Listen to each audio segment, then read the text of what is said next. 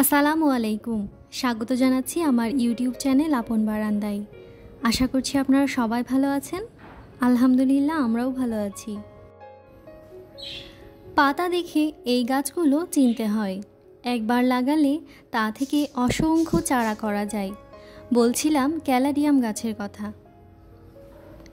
এক এক ক্যালাডিয়ামের পাতা এক এক রকমের সুন্দর হয়ে থাকে। ঘর সাজাতে বিভিন্ন রকমের ইনডোর প্ল্যান্টের ব্যবহার আমাদের নান্দনিক রুচির বহিঃপ্রকাশ ঘটায়। তাই আমার আজকের আয়োজনে থাকছে ক্যালাডিয়াম গাছের পরিচর্যা। আমরা প্রায় প্রত্যেকেই চিনি এই গাছটা। বারান্দায় কিংবা ঘরে বাগান সাজাতে এই গাছটা রেখে থাকি।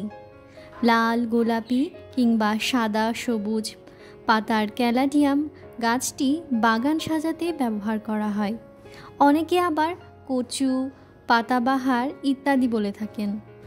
টব নির্বাচন: 4 থেকে 5 ইঞ্চি টব এই গাছের জন্য যথেষ্ট। এর শেকড় অনেক নিচ পর্যন্ত চলে যায় বলে একটু লম্বা টাইপের টব নিতে হয়, তবে ছড়ানো পাত্রও কিন্তু বেশ ভালো লাগে। এবার আসি মাটি তৈরিতে। আমি এখানে একদম ঝরঝরে মাটিটা ব্যবহার করেছি। সাথে নিয়েছি শুকনো গোবর, জৈব সার, মিক্সড সার যেটা আমি নিজে বানিয়েছিলাম, আর ডিএপি এবং হলুদের গুঁড়ো। এগুলো দিয়েই আমি মাটিটাকে তৈরি করেছি। এখন আমি সবগুলো একসাথে মিক্সড করে মাটিটাকে তৈরি করে নেব। এরপর আমি আমার গাছটাকে রোপণ করে দেব। খুব সাবধানে আমি রোপণ করব যাতে গাছের শেকড়ের কোনো ধরনের কোনো সমস্যা না হয়। শেকড় নষ্ট হয়ে গেলে গাছ কিন্তু খুব দ্রুতই নষ্ট হয়ে যায়। এইবার বলি কোথায় রাখবেন। এই গাছ ইনডোরে খুব ভালো হয়।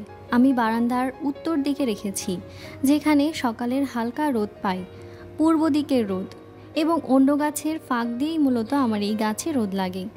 সরাসরি রোদ আমি লাগতে দেই না, নয়তো গাছের পাতা পুড়ে যেতে পারে। আপনারা ড্রয়িং রুমে জানালার পাশে রাখতে পারেন, যেখানে হালকা আলো বাতাস আসবে। গাছটা রোপণ করা হয়ে গেলে অল্প পরিমাণ পানি দিয়ে দিব এবং আমি কয়েকদিনের জন্য ছায়ায় রাখব। এরপরে আমি বারান্দায় রাখব।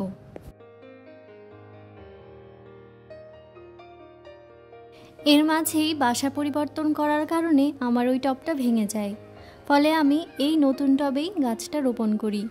আসুন জেনে নিই কী কী সার ব্যবহার করবেন। মাটি যদি আপনি ঠিকমতো তৈরি করতে পারেন তাহলে সার দেওয়ার তেমন একটা প্রয়োজন পড়ে না, তবে আমি এখানে কলার খোসা ভেজানো পানিটা ব্যবহার করি।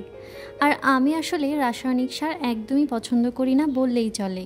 তাই বাসায় তৈরি যে কোনো জৈব সারই গাছের জন্য ব্যবহার করি, যার সবগুলো ভিডিও এই চ্যানেলেই পেয়ে যাবেন। দেখতেই পাচ্ছেন এই পাত্রেও কিন্তু বেশ সুন্দর হয়ে বেড়ে উঠছে গাছটি। নতুন নতুন অনেক পাতা আসছে। এর মাঝখানে কিছু পাতা নষ্ট হয়ে গেছিলো, সেগুলো আমি কেটে দিয়েছি। আসলে পাতার যখন বয়স হয়ে যায় তখন সেই পাতাগুলো একটু নষ্ট হয়ে যায়, সেগুলো কেটে দিতে হয়। এবং প্রত্যেকটি পাতার মাঝখান দিয়ে নতুন নতুন পাতা বের হয়। আমারও এই গাছে এখন অনেকগুলো ছোট ছোট চারাও তৈরি হয়েছে, নতুন নতুন পাতাও আসছে। আর আমি এমন জায়গায় রেখেছি যেন বৃষ্টির পানিটা এই গাছে লাগে। বৃষ্টির পানি পেলে কিন্তু এই গাছ আরও সুন্দর হয়ে যায়।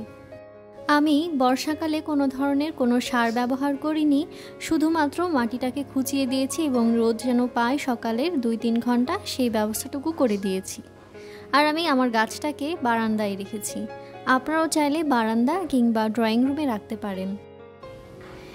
এবার তাহলে জেনে নিই কীভাবে এরা বংশবিস্তার করে। এই গাছের বংশবিস্তার খুবই সহজ। এরা কন্দ বা বাল থেকেই বংশবিস্তার করে। মাটির নিচে শেকড়ের সাথে কন্দ থাকে, সেটা থেকেই অনেকগুলো চারা করা যায়। তো চলুন জেনে নিই কীভাবে মাটি সরিয়ে কন্দ বের করবেন এবং কন্দ থেকে কিভাবে নতুন নতুন চারা করবেন। প্রথমে উপর থেকে মাটিগুলোকে একটু আলগা করে নেবেন, তারপর টবটিকে উল্টে নিলেই সম্পূর্ণ গাছটা উঠে চলে আসবে। আমি জানি না এখন পর্যন্ত আপনারা আমার ভিডিওটি দেখছেন কি না। যদি দেখে থাকেন তাহলে অবশ্যই লাইক, কমেন্ট এবং শেয়ার করতে পারেন। আর ভিডিওটি ভালো লেগে থাকলে অবশ্যই আমার চ্যানেলটি সাবস্ক্রাইব করে দিবেন। আর আপনি যদি আমার ফেসবুক পেজ শিল্পমেলা থেকে ভিডিওটি দেখে থাকেন তাহলে আপনাকে জানাচ্ছি অসংখ্য ধন্যবাদ, এবং চাইলে আপনি আমার পেজটাকে ফলো করে দিতে পারেন। কন্দগুলোকে আলাদা করতে করতে চলুন জেনে নিই এই গাছে কিভাবে বা কখন পানি দিবেন। এই গাছ আসলে খুব বেশি পানি সহ্য করতে পারে না, খুব কম পানিতেই এই গাছ ভালো হয়। একবার পানি দেবেন সকাল কিংবা বিকেলে, তারপর মাটি শুকালে আবার পানি দেবেন। অতিরিক্ত পানি দিলে কন্দ পচে যায়, আবার পানি কম দিলে পাতায় দাগ পড়ে যায়। কথা বলতে বলতে কন্দগুলোকে কিন্তু আমি আলাদা করে ফেলেছি। এখন আমি এই মাটিতেই কন্দগুলোকে আবার আলাদা আলাদা করে আলাদা পাত্রে রোপণ করে দিব। এই গাছে কিন্তু ফুলের দেখা পাওয়া যায় না, কিন্তু পাতার সৌন্দর্যের কারণেই মূলত এই গাছ বাসায় রাখেন অনেকেই। আর সব গাছেই যে ফুল হতে হবে এমন তো কোনো কথা নেই, তাই না? যে কোনো বড় বড় নার্সারিতে এই ধরনের গাছের কালেকশন দেখতে পাওয়া যায়। এছাড়া অনলাইনে বিভিন্ন গ্রুপ বা পেজেও পেয়ে যাবেন এই গাছগুলো। এই গাছের তেমন একটা রোগবালাই নেই, শুধু কন্দ পচে গেলে গাছ নষ্ট হতে পারে, তাই পানি কম দেবেন।